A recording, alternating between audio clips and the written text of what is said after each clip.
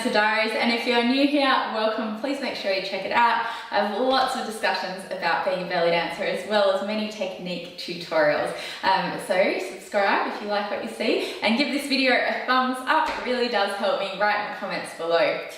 So today we are doing a very basic move. I have not done a tutorial on this one before. It's very simple. It's one that you're going to learn in your first class, but over the next few weeks I'm going to do some extensions of this move. So I wanted to do a video of it for you first so that you can perfect it, and that is our hip flicks, our basic hip flicks.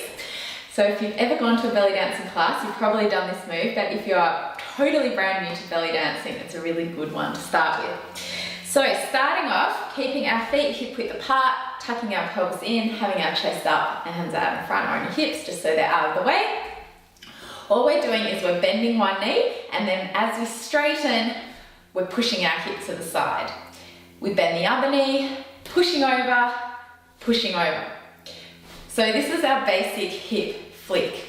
You want to keep your posture nice and tall as you come across. And you'll see that as one leg straightens, the other one bends. So it's kind of similar to our shimmy in some ways, but it's a little bit different because we're using the hips as well. When we're doing our shimmy, we're keeping it in our knees, bend and straight. But with this, we're pushing the hips to the side, getting that nice movement across.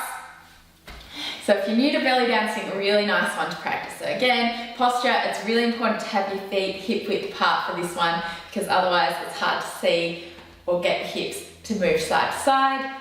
We bend one leg and straight, bend other leg, straight, bend and straight, bend, straight, flicking out.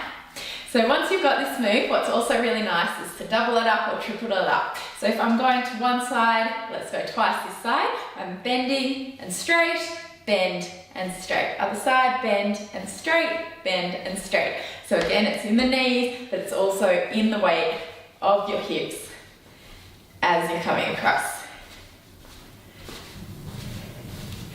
So I hope you've enjoyed this move. It's a nice one to practice, especially if you have a nice drum beat, you can practice to it. It's a really good one for isolation as well because you have to keep your posture nice and tall while you're coming across and using your knees and your legs. So make sure you give this video a thumbs up, let me know in the comments how you went, and happy dancing.